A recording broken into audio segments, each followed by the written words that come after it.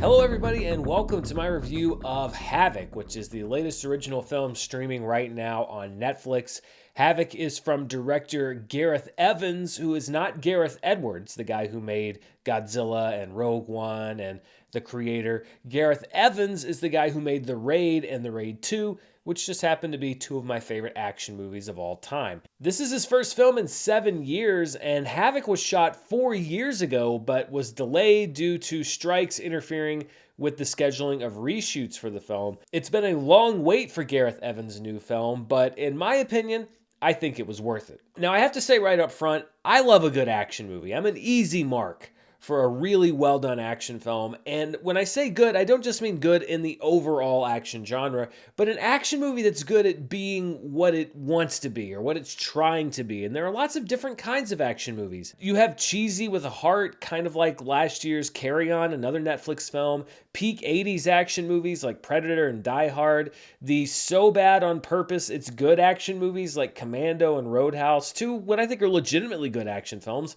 like the John Wick movies. Almost every genre out there has several subgenres inside of it, and I think that if you can make a movie that nails one of those subgenres well, then fans of that are going to be very happy. Havoc is well titled because it falls into an action subgenre that I like to call chaos. It's the kind of movie that John Woo helped to introduce to the United States with movies like Hard Boiled and The Killer back in the 90s, then made some of his own in Hollywood, most notably Face Off. Edgar Wright parodied this brilliantly in Hot Fuzz, and this is also where Gareth Evans made his name with The Raid Redemption and The Raid 2. I think he's the best Hong Kong action director who didn't actually work in Hong Kong. In Havoc, Tom Hardy plays a cop who gets mixed up in a multi-front gang war on Christmas Eve. Yes, like many great action movies, this goes on the list as a non-traditional Christmas movie as well. Involved in this gang war are the vengeful mother of a murdered drug dealer, a group of dirty cops, a powerful politician played by Forrest Whitaker,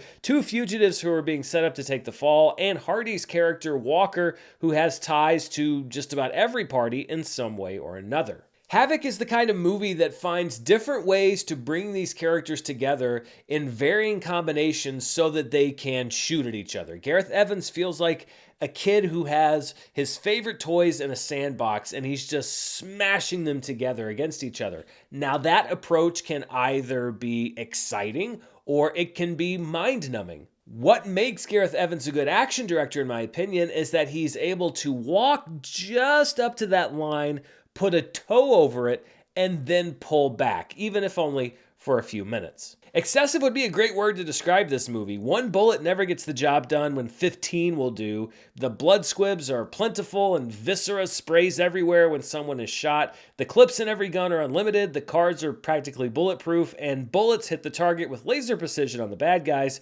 but manage to miss the good guys. If that's the kind of action movie that you find unbelievable or over the top, then this might not be the movie for you. It's all about tonal consistency. Some of the things that I just named would drive me crazy in an action movie that was trying to be a different kind of action movie. A movie like Die Hard, for example, is all about the vulnerability of its main character. John McClane is a hero that we like because he bleeds and he hurts and he doesn't always walk away unscathed. Havoc is largely built on the idea that Tom Hardy in this movie, and perhaps also in real life, is an unstoppable tank. And so I think that all those things work for this movie because they fit into the kind of movie that Gareth Evans is trying to make. Now, there are some things that aren't so great. The script, for example, is not the movie's strongest point. It's not breaking any new ground on a story level. It falls into some tropes that you've seen before, but it also managed to surprise me a few times. There were some rules in action movie making that were broken here. Some characters that in just about every other movie that you've seen would probably make it out that don't make it out. So it's not like it is completely rote and completely devoid of surprises.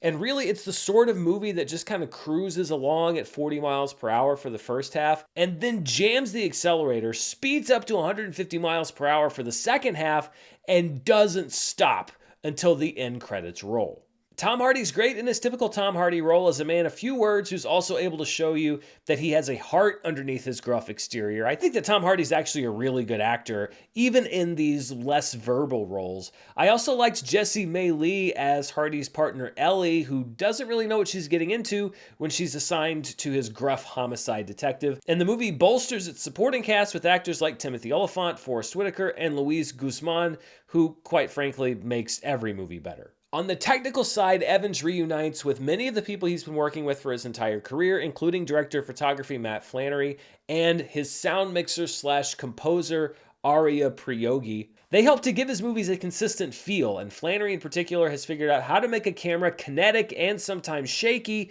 without losing focus on the action. His work in A Big Fight That Happens in a Nightclub in particular is top notch. There was one creative choice that I don't necessarily think worked for the movie, and that was on a lot of the exterior shots. Anytime you went outside and saw a cityscape or shots of traffic, it was very stylized, sort of like Robert Rodriguez's Sin City.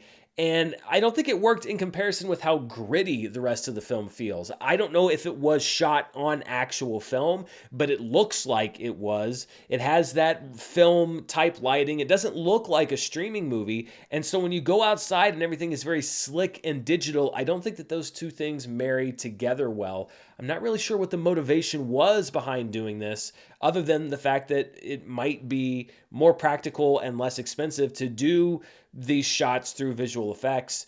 But I just don't think it served the movie overall. There's a tendency in the film industry to treat fans of a particular genre as if they are a monolith. Action movies, like horror movies, attract all kinds of different fans, and just because you're a fan of one type of action film or horror film, that doesn't necessarily mean that you're going to be a fan of another type of film in the same genre. But if you like excess and an action film that just goes hard, then I think that you'll like Havoc. It doesn't rise to the level of the Raid films, but then again, few action movies do. I enjoyed it more than the more traditional action movie that hit theaters this weekend, The Accountant 2, and generally I think that if you like Gareth Evans, and if you know what you're getting into with this movie, then you'll enjoy it as well. So on my personal scale, I'm giving Havoc, and it's good, and certainly better than a lot of the movies that you see on Netflix right now. I liked it even more than Carry On last year, and that was a movie that I also enjoyed. But what do you think? Are you going to be watching Havoc on Netflix? Let me know down in the comments below, and be sure to stay tuned right here.